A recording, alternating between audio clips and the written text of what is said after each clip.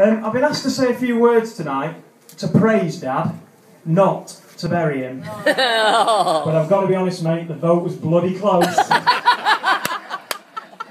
Having said that, Dad, to stand here and speak about you in front of your friends and your colleagues is a great privilege. And it's bloody inconvenient. But tonight's all about Rick, and some people just need no introduction. A shame really, mate, because I reckon you need all the help you can get. Fair play to you though, mate. Look at this party. All these people here just for you. It's a lot to go through just to get yourself a new toaster. But back to the matter in hand, and speaking of introductions, there are 3 people who unfortunately can't be here tonight, but I'm delighted to introduce, all the way from sunny Sydney, Chris, Kirsty, and Annabelle.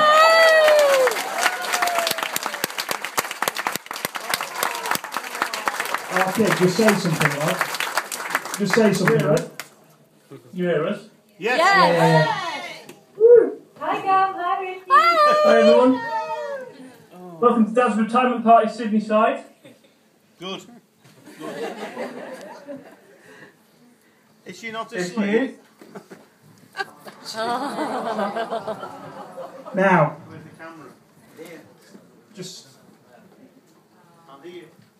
come and stand here, son. Chris, can you hear me? Yeah, really well, Awesome. thanks, mate. What time is it? Never mind that, son, you just stand there. 7:30 in the morning, and for once this week the sun's actually coming out. Now, Chris, bearing in mind that I'm the youngest here, and Dad went to school before history became a subject, I can't remember a great deal about his early years. I do recall he spent much of his teaching practice trying to find himself, and then one day he cut his hair, and there he was. But look, teaching isn't for everyone. Sane people, for example. So, Chris, tell us all a bit more. Where did it start? Can everyone hear me? Yes. Really? Well, I'm not sure how many of you know, but when Dad left school, he actually went to building college in Liverpool. But after a motorbike accident and 2 months in hospital with a broken leg, Dad decided that, to have a bit of a change of heart, and the building industry's loss was education's gain, and Dad went off to teacher training college in Manchester. But despite that, he never lost that incredible passion to build and build and build. So I think it's really fitting that one of my first memories of Dad's career holds all the way back to 1982, when Dad was at All Saints School. And one Saturday morning, Dad took fitting a really small safe into a major engineering project. We did a 4-foot hole under the office floor with a double hidden trapdoor system. And Alan Stevens couldn't believe it when he came in and saw it. Dad, of course, I can't mention All Saints School without mentioning the legend that was Boris the Terrapin, and also the rumour that someone decided to play and make the school football team play in Argentina kits during the Falklands War. But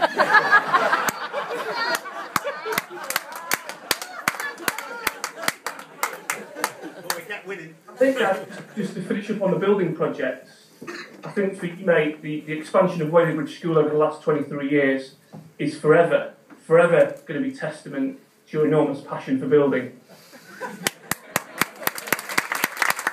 There's some great highlights there, mate, for me, but to me, Dad, it's always been about the school sports scene for you. Now, having said that, most of Dad's teams have been like an old-fashioned bra. No cups and poor support. But fair play, fella, you are a man of hidden talents, especially hidden sporting talents. And as soon as we find one, we'll let it all know. One thing, though, I have to say, I'm very surprised that Dad's never championed rugby at Whaley School. Only, I've heard several ex-pupils, several in this room, in the White Hart down the road, often call him a natural rucking flanker.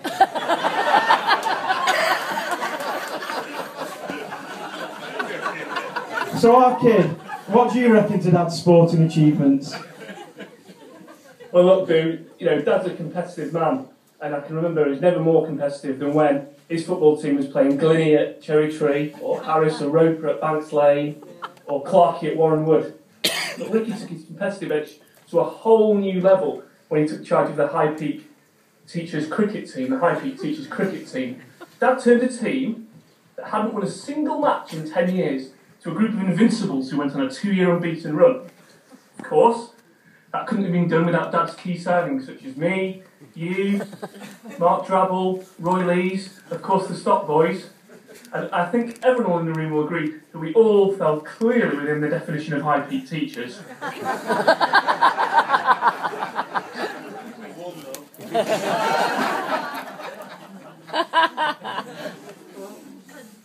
On a serious note though, Chris, what staggers me is just how much Dad has managed to cram into his career. So just tell everyone a little bit more about the holidays, the pantomimes, and that bloody ducking stool he took from school to school. I'll start with the holidays. I mean, Dad, I've got some amazingly fond memories of all the school holidays that we had to the Isle of Man.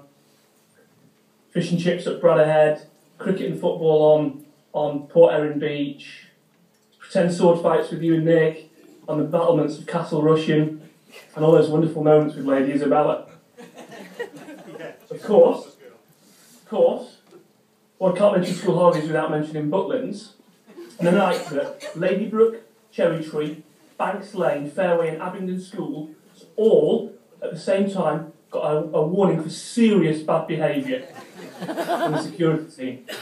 Of course, and if you're thinking to yourself, how many children could be so naughty at the same time?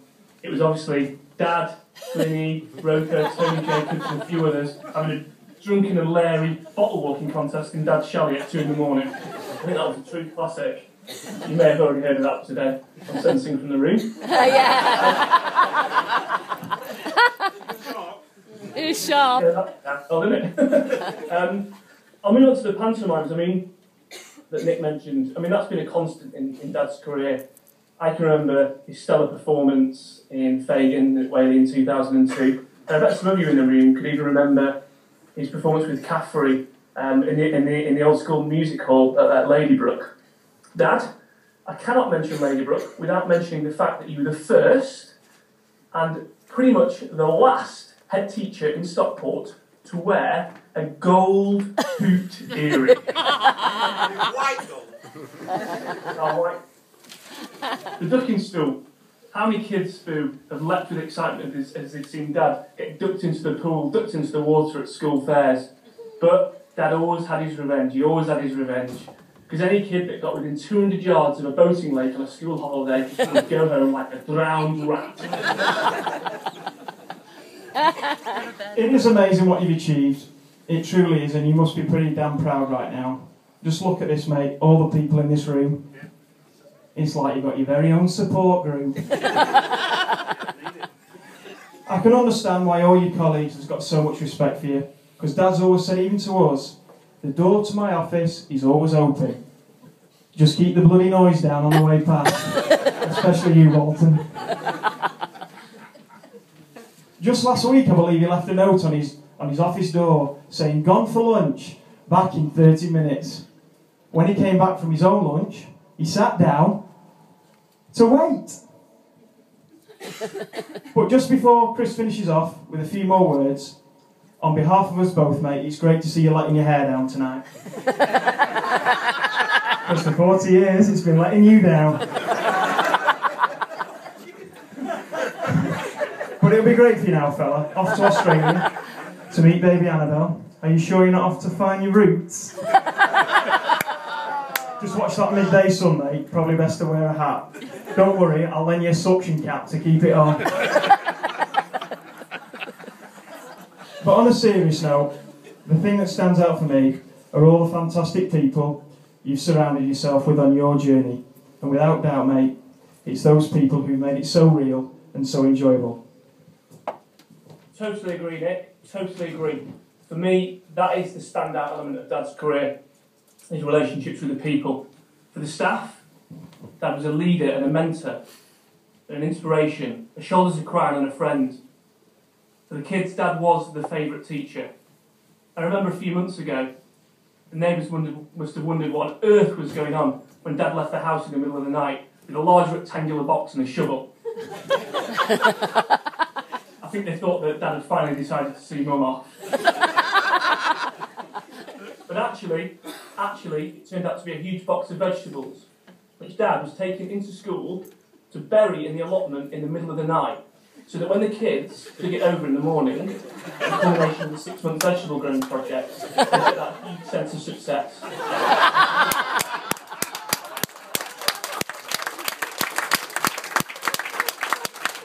DVD is still available.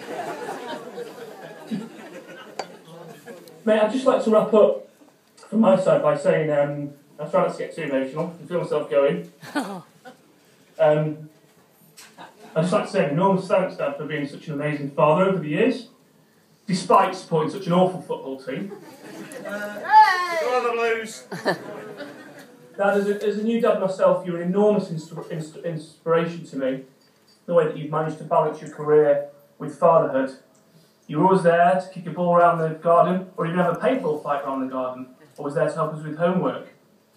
Always there to be a bouncer at magnetic fish pond gigs, of course, with Beefy McKenna, folks in the audience. Always there to ferry us around to Rossendale Dry Slope, to band practice, to universities and the pub. Mate, Dad, Ricky, of course RTB. We think you're a genuine legend. Cheers, mate. Thank you. So, as Chris said there at the end, not many people in the room will realise, but Chris and I have always fondly referred to Dad as RTB. Now, for those of you who don't know, RTB stands for Ricky the Bollocker. So, I would like you all to stand. Hey! I said I'd like you all to stand, it's not difficult, come on. And I'd all like you to raise a toast with myself, with Chris, with Kirsty, Annabelle, Ali and I, to RTB. To RTB.